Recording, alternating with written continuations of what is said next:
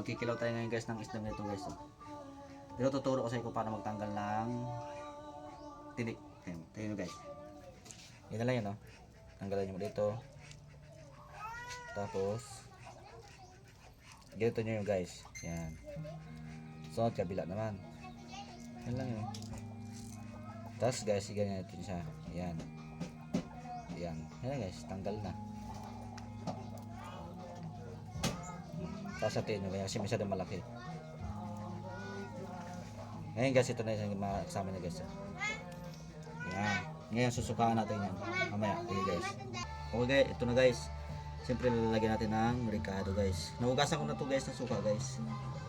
Luya para lalasa siya talaga. Tapos siyempre hindi mawala ang kalamansi. Dito natin ilagay guys. Kaya tanggalin natin yung buto. Yan.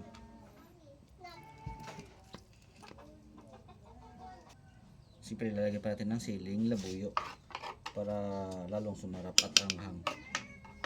Yan. Siyempre lalagyan natin ng pampalasa ng bitchin. Tapos suka. Kunting suka para maluto yung laman. Hop. Siyempre haluin natin.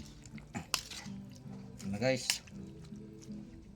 Ready na yung ating kinilaw na tamban guys. Yan, walang tinik yan guys, walang mga tinik. Oh, okay na guys. Guys, tikman natin guys yung ating kinilaw guys.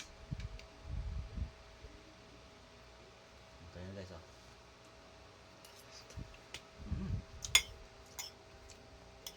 Sarap guys. Guys, kain tayo guys.